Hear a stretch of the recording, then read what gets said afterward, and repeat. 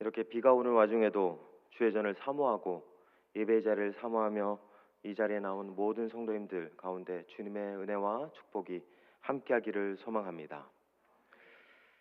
우리 성도님들은 혹시 사람에게 물려본 적 있으십니까? 사람이 강아지도 아니고 어떻게 사람을 물 수 있을까요? 사실 사람이 사람을 직접 무는 경우는 거의 없습니다. 권투 선수 마이크 타이슨 빼고 말이죠. 그런데 사람이 우리를 직접 물지는 않더라도 사람의 말로 누군가를 물 수는 있습니다. 혀는 사실 치아처럼 단단하지도 날카롭지도 않습니다. 하지만 혀에서 나오는 말은 치아보다 더 날카롭고 강력합니다. 그래서 사람의 말에 물리면 진짜 사람 치아로 물리는 것보다 더 크게 다치는 경우도 있습니다. 약도 별로 없죠. 그래서 어떤 말은 너무 날카롭고 너무 강해서 평생 흉터가 되어 그 말 때문에 평생 아파하는 경우도 있습니다. 그래서 사실 우리는 사람의 말에 물리는 것을 조심해야 합니다. 우리 성도님들은 이번 한 주간 어떤 사람의 말에 물리셨습니까? 혹여나 물리지는 않더라도 내가 누군가를 물은 적은 없으십니까?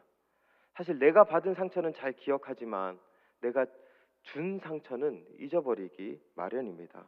그래서 우리는 언제나 사람의 말에 물리지 않고 또 물지 않을 수 있도록 항상 조심하고 조심해야 합니다. 옛날에 주택가의 대문에 개조심이라고 쓰듯이 이제는 사람 조심이라고 쓰면서 우리 스스로 서로를 조심해야 되는 것은 아닌지 괜히 경각심을 갖게 되는 말입니다. 근데 제가 왜 이 얘기를 했느냐? 오늘 본문에서도 사람의 말에 물린 한 여인이 등장합니다. 수가라는 동네에 살고 있는 사마리아 여인입니다. 근데 이 여인은 사람들에게 얼마나 세게 물렸는지 사람만 보면 기겁을 합니다. 대인 기피증까지 생겼죠. 여인은 그래서 물을 뜨러 갈 때 절대 사람들이 물을 뜨러 오지 않는 시간, 뜨거운 태양이 내리쬐는 한낮에 그 시간에 맞춰서 물을 뜨러 옵니다. 사람을 만나느니 차라리 일사병 걸리는 게 낫겠다라는 마음으로 그렇게 이 여인은 사람을 피하고 있는 것이죠. 그럼 우리 궁금하죠. 왜 이렇게 이 여인이 사람을 미워하고 피하고 사람을 싫어하는 것일까? 이 여인은 소위 말해 사연 있는 여자이기 때문에 그렇습니다. 이후에 성경에 우리 함께 읽어본 이 본문 이후의 상황을 보면 알겠지만 예수님과 여인의 대화 가운데서 이 여인은 결혼을 6번이나 했다라고 그렇게 나오고 있습니다. 사실 결혼이 나쁜 전과 기록도 아닙니다. 그런데 결혼을 6번이나 했다라는 것, 사람들의 눈에 보기에는 전과 6범의 모습처럼 범상치 않게 볼 수밖에 없는 것이죠. 그래서 사람들의 입에 오르내릴 수밖에 없습니다. 저 여자 행실이 좋지 못하다. 저 여자 남편 잡아먹는 여자다. 그렇게 이 여인을 향한 사람들의 말이 부정적일 수밖에 없는 것이죠. 그래서 이 여인은 그 사람들의 말을 듣고 싶지 않습니다. 상처받는 말도 듣고 싶지 않고 자신을 향한 그 싸늘한 시선, 미움의 시선을 받고 싶지 않은 것이죠. 그래서 피한 것입니다. 이런 성향이 여인이 예수님을 처음 만났을 때의 그 상황 속에서도 그대로 나타납니다. 예수님이 여인에게 다가가 물을 달라고 하자 여인이 여기 있습니다 라고 하지 않고 뭐라고 대답하죠?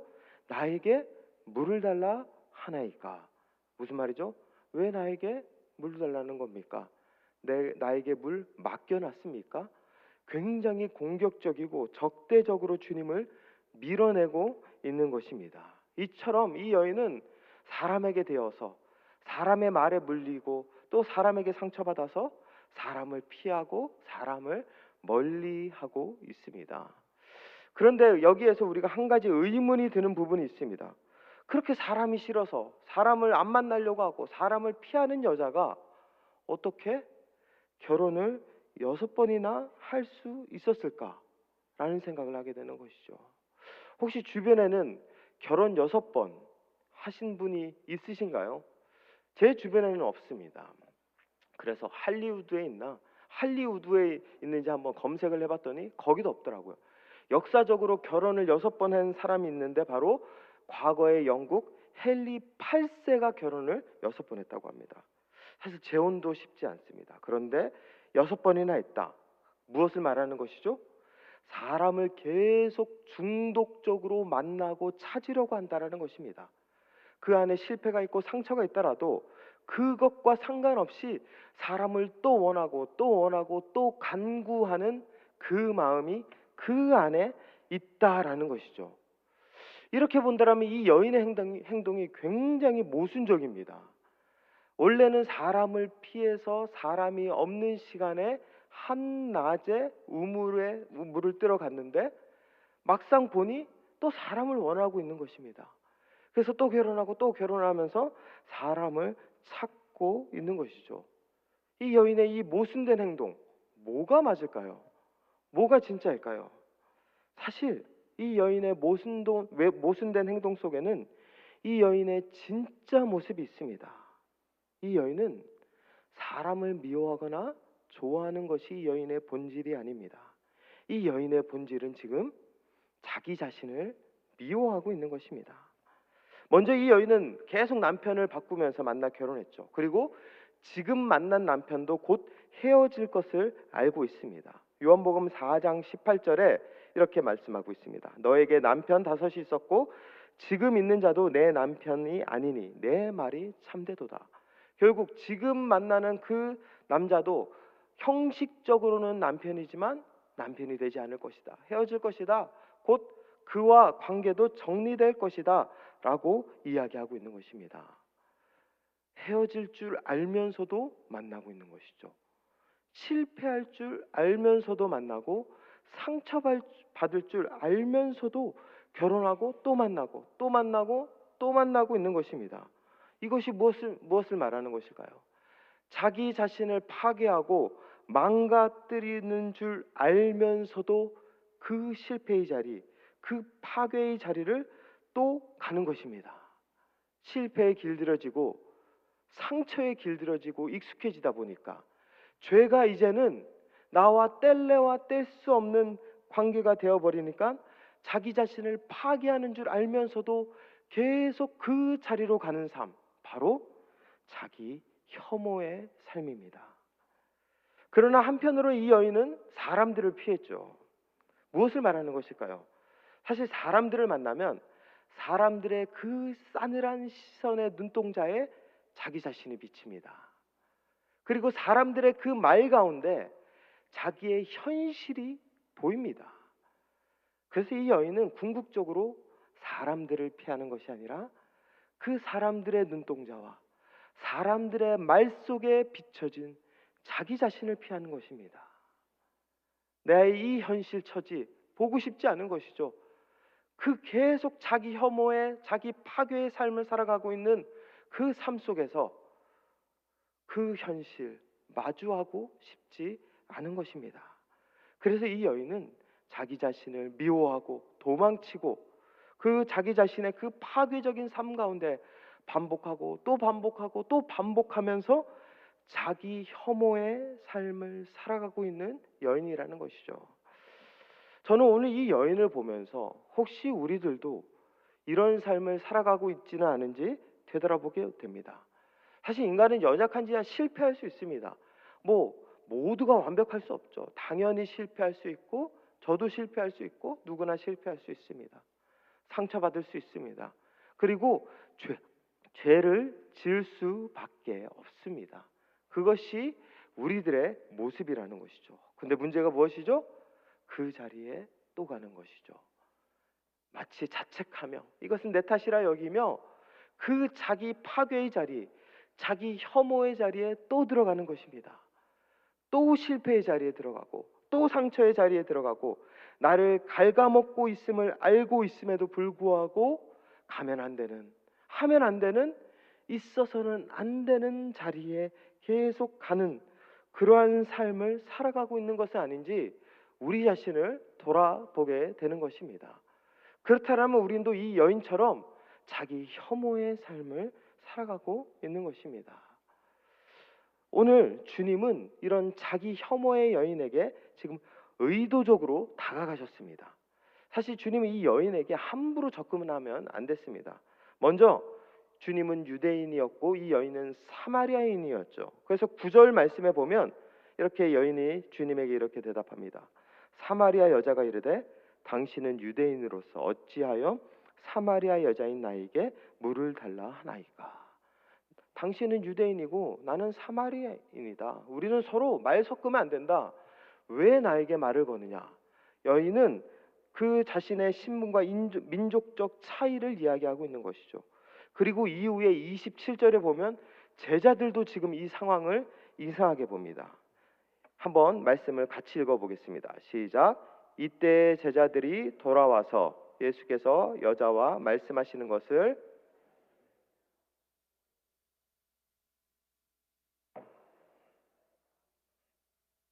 아멘. 여기서 제자들도 굉장히 이상하게 봤습니다. 제자들도 왜 이상하게 봤을까요? 물론 유대인과 사마리아인의 대화이기 때문도 그렇지만 남성과 여성의 대화이기 때문도 그렇습니다. 출가한 여성 그리고 남성 이 둘이 단둘이 같이 있는 것 자체가 이때 당시에는 허용이 안 되는 그런 상황입니다. 그래서 제자들도 예수님을 이상하게 보고 있는 것입니다. 즉 예수님은 민족적 차이, 성별의 차이, 당시에 관습적으로 절대로 만나면 안 되는 이 여성을 지금 의도적으로 계획적으로 접근하고 있는 것이죠. 왜 그런 것일까요? 이유는 단 한 가지입니다. 지금 이 여인에게 필요한 것은 누군가에게 건네는 말 한마디였기 때문에 그렇습니다. 사실 이후의 말씀의 본문을 쭉 읽어보시면 알겠지만 사마리아 여인과 주님의 대화는 두서가 없는 대화입니다. 먼저 주님과 이 여인의 대화의 주제는 무엇이죠? 물입니다. 주님이 먼저 물을 달라고 하죠. 근데 여인이 적대적으로 대하자 갑자기 말을 바꿔서 주님이 뭐라고 말하죠? 내가 너에게 물을 주러 왔다. 내가 마시는 물은 영원하도록 목마르지 아니하는 샘물이 될 것이다. 주님이 말씀합니다. 즉 물 이야기를 하고 있습니다. 그래서 우리는 주님이 이 여인에게 영생의 물을 주려고 하는구나 라고 그렇게 알 수 있는데 갑자기 대화가 거기에서 끊기고 또 그 다음에 무슨 이야기로 이어지죠? 남편 이야기로 이어집니다. 그래서 이 여인의 과거 상처 이야기하려고 또 남편 이야기가 또 나오는구나 라고 싶었는데 또 그 다음에 무슨 이야기가 이어지죠? 예배 이야기가 이어집니다. 갑자기 신학적인 예배 논쟁으로 이 여인과 예수님이 대화가 진행되고 있습니다. 물, 남편, 예수님 연관성이 예배 연관성이 있나요 없나요? 큰 연관성이 없습니다. 즉 맥락이 없고 논리가 없고 그냥 의식의 흐름대로 계속 지금 대화를 하고 있는 것입니다. 어떻게 본다면 조금 정신없는 대화죠. 근데 놀라운 것은 이 대화로 말미암아 이 여인이 변화되고 있습니다. 대화를 하면 할수록 여인의 마음의 문이 열리고 여인이 살아나고 있는 것이죠. 여인이 정말 원했던 것, 누군가가 자신에게 다가와 걸어주는 친절한 말 한마디, 그 말 한마디를 듣고 여인이 마음의 문이 열리고 변화가 되고 있는 것입니다. 아까 말씀드렸다시피 여인은 자기 혐오의 삶을 살고 있었습니다. 인생이 망가지고 갉아먹고 있는 그 자신의 삶, 그렇게 살다 보니 자기 안에 지쳐가는 줄도 모르고 살고 있었습니다. 자기 안에 지금 자기가 죽어가고 있는지도 모르고 살고 있었습니다. 그렇기에 이 여인에게 정말 원하는 것은 누군가가 건네는 그 따뜻한 말 한마디, 친절함, 그 마음과 그 모습을 기다리고 있었던 것인지도 모르겠습니다. 그래서 주님도 이 여인에게 이 물 마시면 돼. 뭐 다 필요 없어. 내가 주는 이 물 마시고 그냥 네 인생 변하고 네 마음의 모든 문제 다 해결되고 기적 경험하고 다 나게 될 거야. 이 물 한 잔 마셔봐. 라면서 물 한 잔 딱 주고 이 모든 상황이 끝이 난 것이 아니라 주님도 물을 주는 그 이야기보다 여인의 대화와 여인의 이야기를 들으며 여인과 함께 말을 건네며 이야기를 하고 있는 것이죠. 이것이 물 한 잔의 능력보다, 기적보다 더 큰 이 여인을 변화시키는 힘이 될 수 있었던 것입니다. 우리도 마찬가지입니다. 우리도 사는 게 너무 힘들다 보니 나 자신을 파괴하고 있는지도 모르고 살아갈 때가 너무나도 많이 있습니다. 그렇다 보니 내가 진짜 필요한 게 무엇이고 내가 원하는 게 무엇인지 모른 채 실패의 자리에 반복하고 상처난 곳을 또 후벼파면서 자기 파괴의 삶을 살아가고 있는지도 모릅니다. 그런 우리들에게 진짜 필요한 게 무엇일까요? 기적의 물 한 잔일까요? 아닙니다. 어쩌면 누군가가 우리에게 건네는 따뜻한 말 한마디일 수 있습니다. 얼마나 힘들었니? 수고했다. 내가 너를 응원한다. 주님이 여인에게 그렇게 다가와 말씀하셨던 그 따뜻한 말 한마디처럼 우리도 그 친절한 말 한마디, 친절한 미소가 필요한지도 모르겠습니다. 오늘 예배가 우리 여기 계신 모든 성도님들에게 주님이 다가와 친절히 말 걸어주시는 그 사랑을 경험하는 자리가 되길 바랍니다. 주님이 다가와 그렇게 우리의 메마른 심령을 만지시고 위로해 주실 때 우리도 우리 안에 내가 알지 못하는 사이에 살아나게 되고 변화되게 될 것입니다. 그 사랑과 위로가 우리를 변화시킬 수 있습니다. 우리를 치유할 수 있습니다. 그렇기 때문에 우리는 이 예배의 자리에 나와 하나님의 그 따뜻한 음성을 듣기 위해 나온 것이죠. 그런데 여기서 그치면 안 됩니다. 주님이 먼저 우리에게 다가와 우리를 위로해 주시고 우리에게 말 걸어 주시고 우리를 살아나게 해주셨다면 그 위로받은 우리가 우리 옆에 있는 아직 주님의 위로를 받지 못하고 여전히 힘들어하고 메말라 있는 자들에게 따뜻한 말 건넬 수 있는 자가 되어야 합니다. 교회는 그래서 홀로 예배드리는 곳이 아닌 함께 예배드리는 곳입니다. 내가 하나님을 만나고 그 하나님을 만난 위로로 옆에 있는 이들을 위로하며 그들에게 말 걸어줄 때 우리는 함께 살아날 수 있습니다. 지금 우리 대구제일교회는 청빙 절차에 들어갔습니다. 새로운 담임 목사님을 모시는 굉장히 사실 기대가 되기도 하죠. 그리고 새로운 도약을 할 수 있는 중요한 시간이기도 합니다. 그런데 이렇게 기대가 되고 중요한 시간이다 보니까 어쩌면 우리가 긴장하고 있을지도 모른다라는 생각을 하게 되었습니다. 이번에 정말 좋은 분 모셔야 되는데 정말 좋은 분 뽑아야 되는데 어디 있을까? 혹여나 우리가 잘못 뽑으면 어떨까? 우리가 여러 가지 이 중요하고 과중한 업무가 우리에게 주어지다 보니까 기대도 되고 마치 마음 가운데 흥분도 되지만 긴장할 수 있다는 것이죠. 긴장하면 사람이 어떻게 될까요? 예민해집니다. 예민해지면 어떻게 될까요? 어깨가 굳어지고 자세가 굳어지고 표정이 굳어집니다. 그리고 말이 날카로워질 수 있습니다. 그러다 보면 서로가 서로를 미워하고 상처 주게 되고 이것이 옳은 말이라 할지라도 바른 말이라 할지라도 서로에게 아픔을 주는 말이 될 수 있습니다. 그렇기 때문에 정말 중요한 시간, 정말 기대가 되는 시간, 그 시간에 우리가 가장 먼저 해야 될 것은 서로의 마음 가운데 위로와 친절을 보내주는 것입니다. 우리 잘하고 있습니다. 걱정 마십시오. 내가 기도하고 있습니다.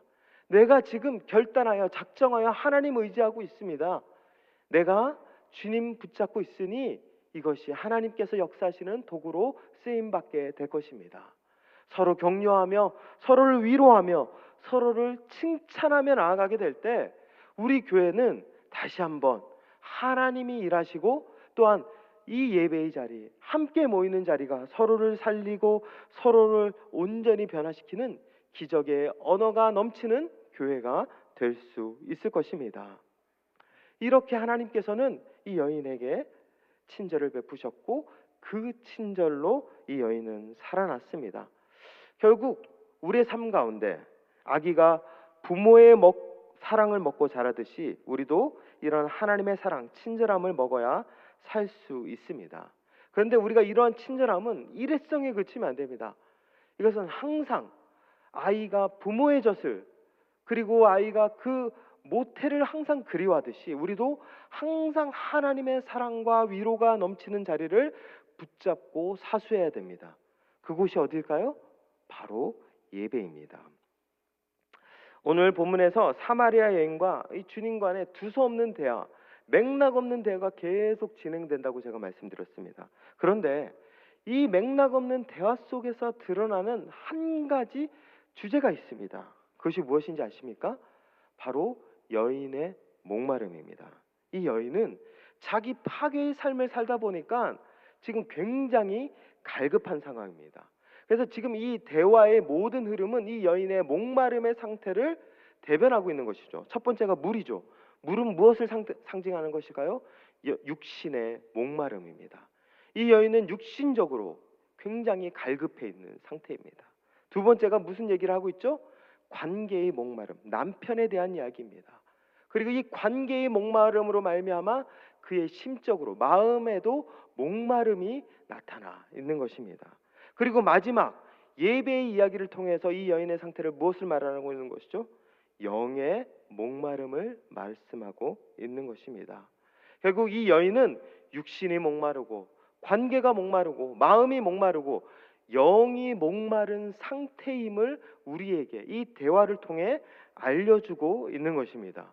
그런데 중요한 것은 이 육신의 목마름, 관계의 목마름, 마음의 목마름이 마지막 무엇으로 귀결되며 해결되죠?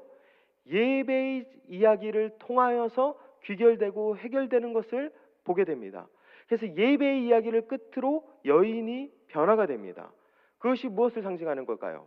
육신의 목마름, 영의 마음의 목마름, 관계의 목마름은 결국 영의 목마름, 하나님을 예배하는 것, 하나님을 예배하는 그 자리를 통하여서 우리의 마음이 해갈되고 변화되고 온전히 살아날 수 있음을 말씀하고 있는 것입니다.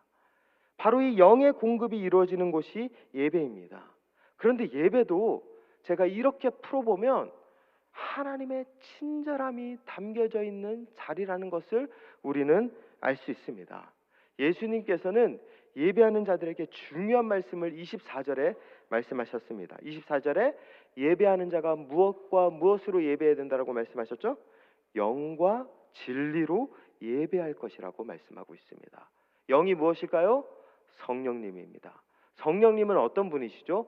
돕는 분입니다. 보혜사, 우리를 도와주신 분이십니다. 그래서 성령님이 예배 가운데서 우리에게 무엇이 필요한지, 우리가 지금 어떤 상태인지, 우리가 지금 어떻게 하나님을 예배해야 되는지 옆에서 먼저 오셔서 도와주시고 우리를 이끌어 주신다라는 것을 성령님을 통해 알 수 있습니다. 그리고 진리가 무엇일까요? 바른 지식입니다. 근데 이 바른 지식은 우리 안에 있는 게 아닙니다. 하나님이 계시하실 때 우리가 바른 지식을 알 수 있습니다. 결국 예배를 통해 하나님이 말씀으로 계시하여 주시고 바른 지식으로 우리를 이끌어 주실 것이다라는 말씀입니다.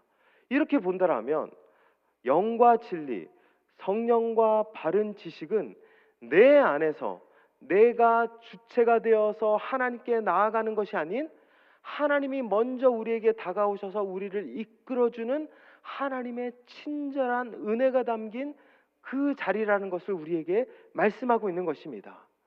그렇기 때문에 우리는 예배의 자리에 나와 언제나 하나님의 친절함을 경험할 수밖에 없습니다. 먼저 다가오시는 하나님, 먼저 우리의 상태를 살피시는 하나님, 예배 자리 가운데 먼저 우리에게 말씀하시는 하나님, 그리고 우리를 바른 지식과 온전한 삶으로 이끌어 주시는 그 하나님의 은혜가 이 예배의 자리 가운데 함께하여 주시겠다 말씀하고 있는 것입니다. 그래서 우리는 예배를 붙잡아야 살 수 있습니다. 예배 안에 거해야 영과 진리의 하나님이 우리에게 친절함과 은혜로 다가와 우리의 메마른 심령, 우리가 자기 파괴로 말미암아 곤두박질 치고 있는 그 인생을 하나님께서 돌보아 주신다라는 것입니다. 그렇기 때문에 예배의 자리 반드시 붙잡으시길 바랍니다. 이 주일의 자리 너무나도 소중합니다. 하지만 우리는 수요일에도 예배 드릴 수 있고 금요일에도 예배 드릴 수 있고 새벽에도 예배 드릴 수 있습니다. 하나님이 우리 성도님들이 메마른 심령을 가질 때마다, 쓰러질 때마다 회복할 수 있는 자리, 친절함의 자리를 마련하여 주셨습니다. 그 모든 자리를 붙잡고 나아가게 될 때 우리가 살아나고 우리가 변화되게 될 것입니다. 오늘 이 여인은 그렇게 주님과 함께 이야기하며 그 주님의 친절한 은혜, 예배의 놀라운 은혜를 경험하여 변화되었습니다. 그리고 이 여인은 자기 혐오를 던지고 그 다음에 무엇을 하죠? 마을을 향해 달려갑니다. 요한복음 4장 28절 말씀, 우리 말씀을 다 같이 한 목소리로 읽겠습니다. 시작. 여자가 물동이를 버려두고 동네로 들어가서 사람들에게 이르되. 이 여인은 주님을 만나 변화되어 가장 먼저 한 것이 물동이를 버려두고 동네로 들어가서 사람들에게 다가갔습니다. 자신에게 싸늘한 시선을 던지는 사람들, 자신에게 험담을 건네고 상처받는 말을 주었던 그 사람들에게 예전에는 피했지만 지금은 먼저 다가갈 수 있는 용기가 생겨서 그들에게 먼저 다가갈 수 있는 것입니다. 용기가 무엇일까요? 제가 얼마 전에 한 영화를 봤는데요. 그 영화에서 용기가 무엇인지 설명하는 대사가 있었습니다. 그때 주인공이 이렇게 말합니다. 용기란 사람들 앞에서 아무도 안 보는 것처럼 춤을 출 수 있는 것이라 말했습니다. 춤을 추는 자신의 모습을 보며 왜 이렇게 춤을 못 춰? 싸늘한 시선을 보내고 조롱한다 할지라도 거기에 상관하지 않고 거기에 개의치 않고 기꺼이 그들을 위해 마음껏 내가 할 수 있는 개다리 춤이라 할지라도 그 춤을 출 수 있는 용기, 그것이 진짜 용기라고 그렇게 대사를 했습니다. 이 여인은 지금 춤을 추고 있는 것입니다. 이전에는 사람들의 싸늘한 시선이 두려웠습니다. 그들의 말이 공포스러웠습니다. 그들에게 다가갈 수 없었습니다. 그런데 지금 이 여인과 함께하는 분이 새로 생겼습니다. 바로 우리 주님이시죠. 주님이 여인의 진정한 남편이 되고 함께 하심으로 말미암아 이 여인은 주님의 손을 잡고 지금 사람들 앞에서 춤을 추고 있는 것입니다. 여인을 향하여 아무리 공격의 말을 한다 할지라도, 어떠한 모습으로 그 여인을 비난한다 할지라도 여인은 그것에 상관하지 않고 아무도 없는 것처럼 즐겁게 행복하게 주님과 함께 춤을 추고 있는 것이죠. 우리 사랑하는 대구제일교회 성도님들 모두가 이번 한 주간 주님과 함께 춤을 추시길 바랍니다. 우리의 삶 속에서 살아가는 모든 자리, 자기 파괴와 자기 혐오 속에서 나를 계속 수렁으로 끌어들이는 그 자리, 거기에서 벗어날 수 있는 유일한 길은 주님이 나에게 건네주시는 말 한마디입니다. 오늘 주님이 여러분들에게 말을 걸어주십니다. 사랑하는 딸아, 사랑하는 아들아, 얼마나 힘들었니? 내가 너와 함께하겠다. 그리고 그 주님의 말을 듣고 위로받은 자들은 세상 속에 나가 춤출 수 있습니다.